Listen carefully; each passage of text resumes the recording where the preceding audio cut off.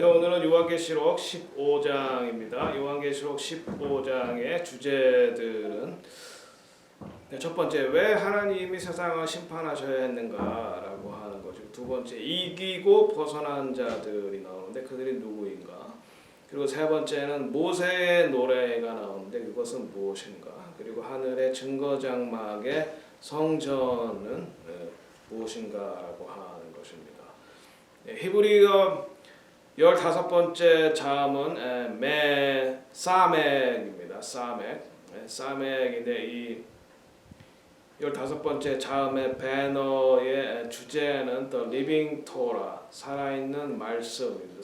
살아있는 The Living Torah, 살아있는 토라 말씀이라고 하면 그것은 예수님을 가리키는 것입니다. 요한계시록 1장 1절에 태초에 말씀이 계시니라, 이 말씀이 하나님과 함께 계셨으니 이 말씀은 곧 하나님이시라. 이것이 이제 주제 말씀이 되겠습니다.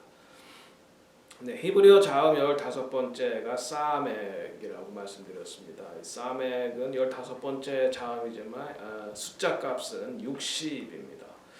뜻은 지주나 버팀목, 그리고 받침대, 단단히 세우다, 지탱하다, 붙드시다, 이런 뜻을 가지고 있습니다. 그러니까 사멕은 진리의 말씀, 그러니까 진리로 세워지다, 이런 뜻을 가지고 있습니다. 그래서 사멕에서 파생된 사메크라는 말은 버티다, 의지하다, 기대다, 세우다, 유지하다, 이런 뜻이 있고, 또 여기서 파생된 사메크라는 단어가 있습니다. 공급하다, 붙드시다, 이런 단어들입니다. 1절을 보겠습니다. 또 하늘에 크고 이상한 다른 이적을 보매 7 천사가 7 재앙을 가졌으니 곧 마지막 재앙이라. 이것이 이제 7 재앙이죠. 또 다른 이적을 하늘에서 사인, 그러니까 표적을 보았다. 이제 7 천사가 7 대접 심판 재앙을 가진 것을 보고 있습니다. 이것이 곧 마지막 재앙이고 하나님의 진노가 이것으로 마친다라고 하는 것입니다. 그러면 하나님께서 왜 세상을 심판하여 하실까요? 왜 하나님께서 세상에 대해서 진노하셨을까요? 먼저 노아의 때를 보겠습니다. 노아의 때 인간의 죄악 때문에 홍수 심판이 있었습니다. 아시다시피 노아의 때 사람들이, 하나님의 아들들이 사람의 딸들을 취했다. 굉장히 좀 해석하기 어려운 구절이죠. 어쨌든 혼합적인 결혼을 말하는 거죠. 그리고 그 당시에 폭력이 굉장히 심했었다. 그래서 창세기 6장 5절에 하나님께서 사람의 죄악이 세상에 관영함과 충만하다는 말이죠. 관영함과 그 마음의 생각의 모든 계획이 항상 악할 뿐임을 보셨다. 그래서 하나님께서 인간을 만드신 것을 한탄하셨다. 그런 말씀이 있습니다. 그 다음에 두 번째는 소돔과 고모라 때에 불로서 하나님께서 심판하십니다. 창세기 18장 20절. 여호와께서 또 가라사대 소돔과 고모라에 대한 부르짖음이 크고 그 죄악이 심히 중하다. 잘 아시다시피 소돔과 고모라는 동성애를 비롯한 그런 성적인 타락이 만연했던 것을 볼 수 있습니다. 그 다음에 애굽을 하나님께서 10가지 재앙으로 심판하십니다. 그 애굽을 심판하시는 이유 중에 하나는 이스라엘을 박해하는 것입니다.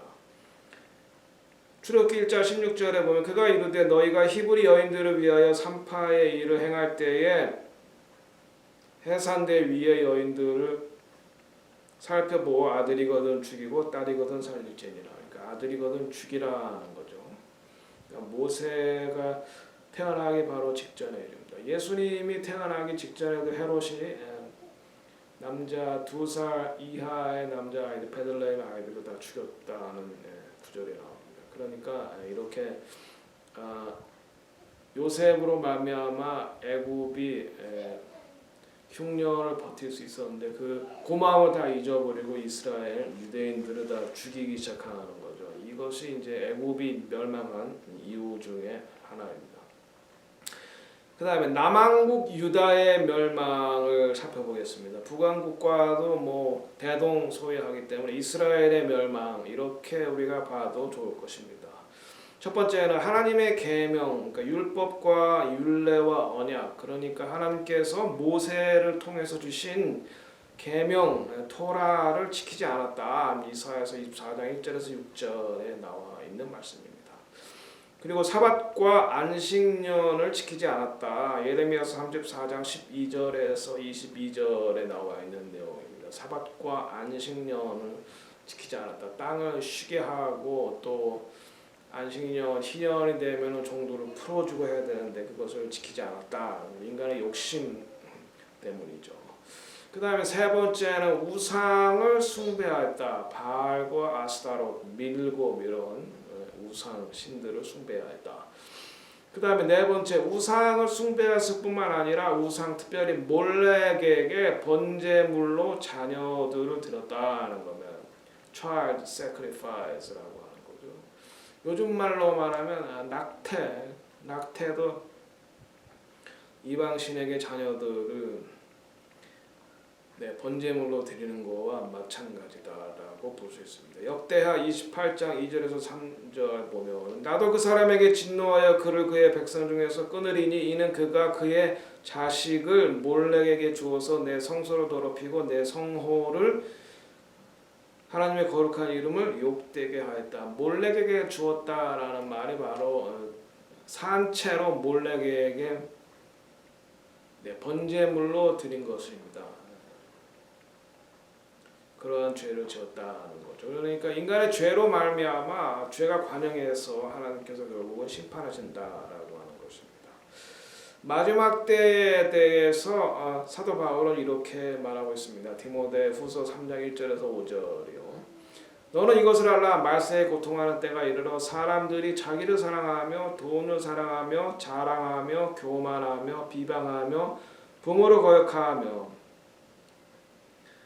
감사하지 아니하며 거룩하지 아니하며 무정하며 원통함을 풀지 아니하며 모함하며 절제하지 못하며 사나우며 선한 것을 좋아하지 아니하며 배신하며 조급하며 자만하며 쾌락을 사랑하기를 하나님 사랑하는 것보다 더하며 경건의 모양은 있으나 경건의 능력은 부인하는 자니 이 같은 자들에게서 내가 돌아서라. 마지막 때의 사람들의 모습. 그 다음에 2절을 보면 또 내가 보니 요한이 말이죠. 불이 섞인 유리바다 같은 것이 있고 짐승과 그의 우상과 한국말 성경에 나와 있지 않습니다만 그의 표, 그의 이름의 수를 이기고 벗어난 자들이 유리바닷가에 서서 하나님의 검은 고로 여기서 이게 2절이 이 15장의 핵심 주제입니다. 짐승과 그의 우상과 AI, Artificial Intelligence라고 그랬죠. 그의 표, 이것이 오른손이나 이마에 집어넣는 칩이죠. 그의 이름의 수, 666이죠. 이걸 이기고 벗어난 자들이 이기고 벗어났다 그랬습니다. 그러니까는 이 환란 전 휴거나 환란 중반의 휴거, 그러니까는 그러니까 짐승의 표가 사람들에게 강제로 주어지기 이전에 휴거한다. 물론 그런 희망사항이지만은 여기서 보면은 여기 나와 있는 사람들은 다 그걸 이기고 벗어난 사람들입니다. 이것이 핵심 주제입니다. 15장에 유리바다에 서서 하나님의 검은 고를 가져 검은 고는 이제 하나님을 찬양하는 것을 말합니다. 검은 고와 은접시 하나님을 찬양한다라는 거예요. 유리바다에서 하나님을 찬양하는 사람들은 바로 짐승과 그의 수와 표와 이것을 이기고 벗어난 사람들이다는 것입니다. 3절에 보면은 그들이 하나님의 종 모세의 노래 어린 양의 노래를 불러 이르되 모세의 노래, 어린 양의 노래 이것을 왜 이스라엘 백성들이 애굽에서 구원받아서 특별히 홍해를 건넜을 때 애굽 사람들 홍해에서 빠져 죽었죠. 그때 미리암이 수금을 들고 하나님을 찬양하는 것입니다. 어떻게 찬양하냐? 그 내용은 주 하나님 곧 전능하신 이시여 하시는 일이 크고 놀라우시도다. 만국의 왕이시여 주의 일이 의롭고 참되시다. 이것이 이제 찬양하는 내용인 것입니다. 4절에 계속해서 찬양이 나옵니다. 주여 누가 주의 이름을 두려워하지 아니하며 영화롭게 하지 아니하오리까 오직 주만 거룩하시니이다. 주의 의로우신 심판이 나타나셨음에 만국이 와서 주께 경배하리이다. 이런 찬양을 드린다는 거죠. 하나님의 이름 때문에 하나님의 이름 아바 야훼 엘로힘 하나님의 이름입니다. 아바는 아버지, 야훼 요드헤 바베 신명사 문자 하나님의 이름 야훼를 말하는 거죠. 엘로힘은 하나님입니다. 하나님의 이름을 두려워하며 영화롭게 하며 찬양해야 된다. 다음 5절 이 일 후에 요한입니다. 내가 보니 하늘의 증거 장막에 성전이 열린다. 그러니까 하늘에 증거 장막에 성전이 있다는 거죠. 그러니까 이 땅에 모세가 만든 회막이나 솔로몬이 예루살렘에서 만든 성전이나 하늘에 있는 오리지널의 것을 보고 모형을 만든 것이죠. 하늘의 증거장막이 거기서 성전이 열려서 거기서 이제 법궤가 보이는 것입니다. 법궤 안에는 여러분 아시다시피 하나님의 임재의 상징인 십계명이 있고 그리고 아론의 싹이 난 지팡이가 있고 만나를 닮은 돌 항아리가 있습니다. 하나님의 임재의 상징인 것입니다. 6절에 보면은 7 재앙을 가진 7 천사가 성전으로부터 나와 맑고 빛난 세마포 옷을 입고 가슴에 금띠를 띄었다. 7 재앙, 7은 완전 숫자죠. 그러니까 성도들의 기도가 찼고 또 이 세상에 죄악이 찼기 때문에 하나님께서 그 성도들의 기도를 담은 그릇에 하나님의 진노를 담아서 세상에 쏟는 것입니다. 7 천사가 세마포 옷을 입었다. 세마포 옷은 성도의 바른 행실입니다. 그리고 금띠를 띄었다. 금띠는 이제 제사장을 말하는 건데, 그러니까 이 천사들이 굉장히 하이 랭킹, 굉장히 높은 그런 높은 계급의 천사들, 그러니까 하나님의 명령을 수행하는 천사라는 것을 알 수가 있습니다. 자, 그래서 7절에 내 생물 중에 하나가 영원토록 살아계신 하나님의 진노를 가득히 담은 금 대접 7을 그 7 천사에게 줬다. 그러니까 4장인가요? 5장인가요? 보면은 나오죠. 하나님의 보좌 앞에 4명, 4 생물, 사자 같고 그 다음에 소 같고 독수리 같고 사람 같고 이 4 생물 중 한 분이 하나님의 진노를 담은 금 대접 7을 7명의 그러니까 천사들에게 주었다는 것입니다. 그래서 이 7명의 천사들이 하나님의 명령을 받아서 이 하나님의 진노를 이 땅에 쏟는 것으로 이 땅의 심판이 마무리가 되는 것입니다. 그 바로 직전의 모습입니다. 성전에서 7명의 천사들이 하나님의 7 대접 심판을 가지고 이제 온 것입니다. 8절에 하나님의 영광과 능력으로 말미암아 성전에 연기 가득 차며 7 천사의 7 재앙이 마치기까지는 성전에 능히 들어갈 자가 없었더라. 모세의 성막에도 하나님의 영광이 가득 찼었다. 이제 그런 구절이 있고 또 솔로몬의 성전에도 하나님의 영광이 가득했다. 그래서 사람들이 들어갈 수가 없었다. 그 영광에 가득한 그 표현 모습 중에 하나가 이제 연기가 가득했다라고 하는 것인데 참 신비로운 신비에 속합니다. 우리로서는 그러니까 경험을 하지 않고는 잘 이해하기가 어려워. 하나님의 영광과 능력으로 말미암아 성전의 연기가 가득 차며 7 천사의 7 재앙이 마치기까지는 성전에 들어갈 수 있는 사람이 없었다. 영광이 너무 큰 거죠. 영광이 너무 그 거룩함이 성전에 가득 찼다. 그래서 사람들이 함부로 그 안에 들어갈 수가 없었다.